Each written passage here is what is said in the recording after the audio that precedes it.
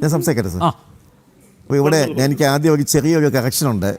കഴിഞ്ഞ തവണ ഞാൻ സംസാരിച്ചപ്പോൾ ഞാൻ പറഞ്ഞു തദ്ദേശ സ്വയംഭരണ സ്ഥാപനങ്ങളുടെ വിഹിതത്തിനകത്ത് ഏതാണ്ട് 28% മറ്റുമാണ് ഞാൻ തെറ്റി പറഞ്ഞത്. ശരിക്കും പറഞ്ഞാൽ ഈ സർക്കാർ നമ്മൾ ഈ ഡീസെൻട്രലൈസേഷൻ തുടങ്ങിയപ്പോൾ 1/3 സംസ്ഥാനത്തിൻ്റെ പ്ലാൻ ഔട്ട്ലേയുടെ 1/3 33-35% തദ്ദേശ സ്വയംഭരണ സ്ഥാപനങ്ങളുടെ ചെലവുകൾക്ക് വേണ്ടി കൊടുക്കണമെന്ന് പ്ലാൻ ചെയ്തു. UDF സർക്കാരിൻ്റെ കാലത്ത് അത് ഏതാണ്ട് 25% കൊടുക്കുന്നുണ്ടായിരുന്നു. ഇപ്പം കേന്ദ്രത്തിൽ നിന്ന് കിട്ടുന്ന ഗ്രാൻഡ് ഉൾപ്പെടെയാണ് 25%-അടുത്ത് വരുന്നത്. 19% കൊടുക്കുന്നുള്ളൂ. അപ്പോൾ തദ്ദേശ സ്വയംഭരണ സ്ഥാപനങ്ങളുടെ വരുമാനം വളരെ കുറവാണ്. അതാ എനിക്ക് പറ്റിയ ഒരു ചെറിയ 28% എന്ന് പറഞ്ഞത് ഒരു ചെറിയ തെറ്റാണ്. പക്ഷേ ഈ 28%-ൻ്റെ കണക്ക് ഞാൻ ഉദ്ദേശിച്ചത് ഒരു സ്ലിപ്പ് ഓഫ് ദ ടങ്ങാണ്. നമ്മുടെ ഈ വർഷത്തെ പ്ലാനിൻ്റെ ചിലവെന്ന് പറയുന്നത് ഈ മാസം വരെയുള്ള ചിലവെന്ന് പറയുമ്പോൾ മൊത്തം ചിലവിൻ്റെ 30%-ൽ താഴെ 28 ആണ് പ്ലാൻ എക്സ്പെൻഡിച്ചർ എന്ന് പറയുന്നത്. പ്ലാൻ വേണ്ടി ചിലവാക്കിയേക്കുന്നത് 38 സാറേ, 30%. അതായത് ബാക്കിയുള്ളതെല്ലാം ഇനി ഒരു മാസമേ ഉള്ളൂ.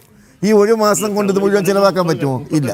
കഴിഞ്ഞ വർഷങ്ങളിൽ നടക്കുന്നത് പ്രവർത്തനങ്ങൾക്കകത്ത് നടക്കുന്നത് എങ്ങനെയാണ്? പ്ലാനിന് വേണ്ടി വകവെട്ടിരിക്കുന്ന പണം യഥാസമയം സർക്കാർ ചെലവഴിക്കുന്നില്ല. ചെലവഴിക്കാത്തത് കൊണ്ട് തന്നെ എന്ത് സംഭവിക്കുന്നു? പ്രൊഡക്ഷൻ സെക്ടറായാലും മറ്റ് സെക്ടറുകളായാലും ശരിയായിട്ട് വളരുന്നില്ല. ഇവിടെ എനിക്ക് മുമ്പ് സംസാരിച്ച അദ്ദേഹം പറഞ്ഞു ഇവിടെ കടം ഒരുപാട് കുറഞ്ഞു എന്ന്. കടം കുറഞ്ഞു എന്ന് പറയുന്നതിനകത്ത് കാര്യമില്ല. കഴിഞ്ഞ ഒരു വർഷം ഒരുപക്ഷെ KSRTC ലാഭം ഉണ്ടാക്കിയെങ്കിലോ, അല്ലെങ്കിൽ എനിക്ക് KSEBിയുടെ കാര്യം പറഞ്ഞുകൊണ്ട് അദ്ദേഹം പറഞ്ഞത് ലാഭത്തിലാണെന്ന് എനിക്ക് തോന്നുന്നില്ല. KSRTCക്ക് താൽക്കാലികമായി ലാഭം ഉണ്ടെങ്കിലും വർഷങ്ങളായിട്ടുള്ള കടമായിട്ട് തന്നെ നിൽക്കുകയാണ് ചെയ്യുന്നത്. പിന്നെ അടുത്തതായിട്ട് എനിക്ക് പറയാനുള്ളത്, ഈ ഗവൺമെൻറ് അധികാരത്തിൽ വരുമ്പോൾ 2 ലക്ഷം രൂപയിൽ താഴെ 1,06,000 കോടിയോ മറ്റോ ആയിരുന്നു നമ്മുടെ മൊത്തം കടം, സഞ്ചിത കടം. സർക്കാരിൻ്റെ സഞ്ചിത കടം ഇന്ന് വർദ്ധിച്ച് 4,50,000 കോടി രൂപയിൽ കൂടുതലാവുകയും അടുത്ത വർഷത്തെ പ്രൊജക്ഷൻ ഈ ഗതിയിൽ പോയാൽ ഏതാണ്ട് 6 ലക്ഷം കോടി രൂപയോളം ആവുകയും ചെയ്യുന്നു. അപ്പം മൊത്തം കടത്തിനകത്ത് ഏതാണ്ട് 2 ഇരട്ടിയോളം വർധനവ് കഴിഞ്ഞ 10 വർഷത്തിന് ശേഷമാണ് ഉണ്ടായത്. 1950-കളിൽ കേരള രൂപീകരണം, 56-ൽ കേരളം ഉണ്ടായത് മുതൽ ഈ സർക്കാർ വരുന്നതിന് മുമ്പ് വരെ ഉണ്ടായിട്ടുള്ള കടത്തിൻ്റെ ഇരട്ടിയിലധികം സഞ്ചിത കടം വർദ്ധിച്ചിരിക്കുകയാണ് ചെയ്യുന്നത്. മൊത്തം കടം വർദ്ധിച്ചിരിക്കുകയാണ് ചെയ്യുന്നത്. അപ്പോൾ ഈ കടം കുറഞ്ഞു എന്ന് പറയുന്നതിനകത്ത് യാതൊരു കാര്യവുമില്ല. കേരളത്തിൻ്റെ കടം അനുദിനം വർദ്ധിച്ചുകൊണ്ടിരിക്കുകയാണ്. എന്നാൽ കേരളത്തിൻ്റെ മൊത്തത്തിലുള്ള കടം ഈ രീതിയിൽ വർദ്ധിക്കുമ്പോൾ അതിനനുസരിച്ച് ഇവിടെ എന്തെങ്കിലും കാര്യമായിട്ടുള്ള വളർച്ചകൾ ഉണ്ടാകുന്നുണ്ടോ എന്നുള്ളത് നമ്മൾ ശ്രദ്ധിക്കേണ്ടതാണ്. ഉൽപ്പാദന മേഖലയ്ക്കകത്ത് കാര്യമായ വർധനമൊന്നും ഉണ്ടായില്ല. അദ്ദേഹം പറഞ്ഞു ഏതൊക്കെയോ പൊതുമേഖലാ സ്ഥാപനങ്ങൾ ഇപ്പോൾ ലാഭത്തിലാണെന്ന്. പല സ്ഥാപനങ്ങളും അടച്ചുപൂട്ടി, ഒറ്റപ്പെട്ട ചില സംഭവങ്ങൾ കാണും. അല്ലാതെ ഇവിടെ ഉൽപ്പാദന മേഖലയ്ക്കകത്ത് കാര്യമായ വർധനമൊന്നും ഉണ്ടാകുന്നില്ല. ഞാൻ ഈ തദ്ദേശ സ്ഥാപനങ്ങളുടെ കാര്യം എടുത്തു പറയുന്നത് വേറൊന്നും കൊണ്ടല്ല, തദ്ദേശ സ്ഥാപനങ്ങൾക്ക് ഒരുപാട് ചുമതലകൾ കൊടുക്കുകയും അത് കൃത്യമായിട്ട് പ്രവർത്തിക്കാൻ ഒക്കാത്ത രീതിയിൽ അവരുടെ സാമ്പത്തിക ഞെരുക്കം അനുഭവപ്പെട്ടുകൊണ്ടിരിക്കുകയും ചെയ്യുകയാണ്. തന്നെയല്ല, തദ്ദേശ സ്ഥാപനങ്ങളുമായിട്ട് ബന്ധപ്പെട്ട് ഒരുപാട് പോരായ്മകളുണ്ട്. ഈ സർക്കാർ തദ്ദേശ സ്ഥാപനങ്ങൾ ലൈറ്റ് കത്തിക്കുന്ന സംവിധാനം, അതായത് തെരുവ് വിളക്കുകൾ അവിടെ കത്തിച്ചുകൊണ്ടിരിക്കുന്നത്, സർക്കാർ അത് ഏറ്റെടുത്തു. നിലാവ് എന്ന് പറഞ്ഞുകൊണ്ടൊരു പദ്ധതി കൊണ്ടുവന്നു. ഒരു ഉദാഹരണം മാത്രം ഞാൻ പറയുക. നിലാവ് എന്നൊരു പദ്ധതി കൊണ്ടുവന്ന് ആർക്കണ്ട് അതിൻ്റെ ചുമതല ഏതോ പ്രൈവറ്റ് ഏജൻസിക്ക് കൊടുത്തു. ഇപ്പം ഗ്രാമപ്രദേശങ്ങളിൽ അവരുടെ അലംഭാവം കാരണം പല ലൈറ്റുകളും പ്രത്യേകമായിട്ട് തെരുവ് വിളക്കുകൾ കത്തുന്നില്ല. നിലാവ് മാറി അന്ധകാരമായി കഴിഞ്ഞു. ഇതാണ് അവസ്ഥ. ഇത് ഒരു ഉദാഹരണം പറഞ്ഞാണ്, സമയം കുറവായതുകൊണ്ട്. ഇതൊരു കാര്യം, അതവിടെ ഇരിക്കട്ടെ. അപ്പം മൊത്തത്തിൽ കടം കൂടുന്നുണ്ട്. ഈ കടം വർദ്ധിക്കുന്നതിനകത്തുള്ള പ്രധാന കാരണം എന്ന് പറയുന്നത് അൺപ്രൊഡക്റ്റീവായിട്ടുള്ള ഉൽപ്പാദനക്ഷമത ഇല്ലാത്ത എക്സ്പെൻഡിച്ചറുകളാണ് സർക്കാരിൻ്റെ ഭാഗത്തു നിന്നുള്ള. അത് നമ്മൾ പല ബഡ്ജറ്റുകളിൽ പല വർഷങ്ങളിൽ കഴിഞ്ഞ 7-8 വർഷമായിട്ട് ബഡ്ജറ്റ് ചർച്ചകൾക്കകത്ത് നമ്മൾ പറയുന്നതാണ് അൺപ്രൊഡക്റ്റീവ് എക്സ്പെൻഡിച്ചറിനെ കുറിച്ച്.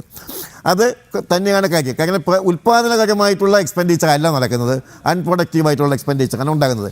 പിന്നെ ഇന്നത്തെ ബഡ്ജറ്റിനകത്ത് വന്ന ഈ ഒരു ഭാഗം മാത്രമല്ലാതെ വേറൊരു കാര്യം എനിക്ക് പറയാനുള്ളത്, എനിക്കത്ര വ്യക്തമായില്ല. എന്തോ ലോക്ക് തന്നെ ഇവിടെ സംസാരിച്ചപ്പോൾ സൂചിപ്പിച്ച കാര്യം, കിഫ്ബിയുടെ പണം സർക്കാരിൻ്റെ ബാധ്യതയായിട്ട് കിഫ്ബിയുടെ കടം വരുന്നു എന്നുള്ളൊരു അതിശയം പോലെ പറഞ്ഞു. കിഫ്ബി മുഖേന സർക്കാർ ബഡ്ജറ്റിന് പുറത്തുള്ളൊരു കടം വാങ്ങലാണ്. പക്ഷേ ബഡ്ജറ്റിന് പുറത്ത് ഈ കടം വാങ്ങുമ്പോൾ ആ പണം സർക്കാരിൻ്റെ പ്രവർത്തനങ്ങൾക്ക് വേണ്ടി തന്നെയാണ് ഉപയോഗിക്കുന്നത്. അപ്പോൾ കടം വാങ്ങി സർക്കാരിൻ്റെ സംവിധാനത്തിലൂടെ തന്നെ ബഡ്ജറ്റിൽ ഉൾപ്പെടുത്താതെ ബഡ്ജറ്റിൻ്റെ പുറത്തുനിന്ന് കടം വാങ്ങുകയും ആ വാങ്ങിയ പണം സർക്കാരിൻ്റെ ആവശ്യങ്ങൾക്ക് വേണ്ടി ഉപയോഗിക്കുകയും ചെയ്തു കഴിഞ്ഞാൽ അത് പിന്നെ സർക്കാരിൻ്റെ ബാധ്യതയല്ലാതെ ആരുടെ ബാധ്യതയായിട്ട് കണക്കാക്കണ്ടേ? പൊതുജനങ്ങളുടെ ബാധ്യതയായിട്ട് കണക്കാക്കണോ? പറ്റത്തില്ലല്ലോ. അപ്പോൾ അത് സർക്കാരിന് ബഡ്ജറ്റിൻ്റെ പുറത്തുനിന്ന് സർക്കാർ ഉണ്ടാക്കുന്ന ഒരു ബാധ്യത തന്നെയാണ്. അത് നമ്മൾ ആദ്യം അംഗീകരിച്ചേ പറ്റത്തുള്ളൂ.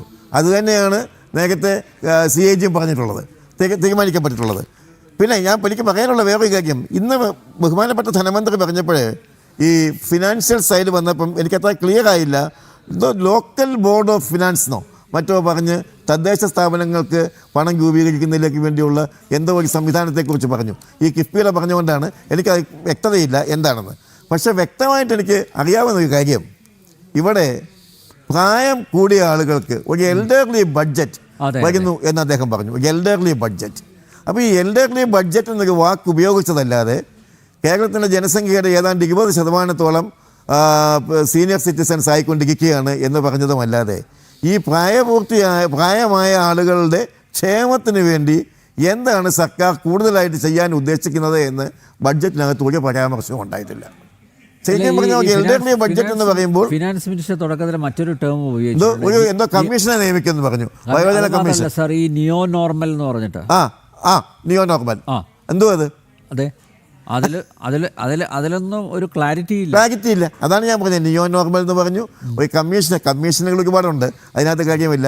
പക്ഷേ ഒരു എൽഡർലി ബഡ്ജറ്റ് എന്നൊരു വാക്ക് പണ്ട് നമ്മൾ റെയിൽവേ ബഡ്ജറ്റ് പ്രത്യേകമൊക്കെ ഉള്ളതുപോലെ ഈ ബഡ്ജറ്റിനകത്ത് ഒരു എൽഡർലി ബഡ്ജറ്റ് എന്ന് പറയുമ്പോൾ ഒന്നുകിൽ 60 വയസ്സ് പേർക്ക് ഉള്ളവർക്കുള്ള പുതിയ ക്ഷേമ പദ്ധതികൾ അല്ലെങ്കിൽ എന്തെങ്കിലും വ്യക്തത ഉണ്ടാക്കണമായിരുന്നു. അതിനകത്ത് യാതൊരു വ്യക്തതയും ഉണ്ടായില്ല.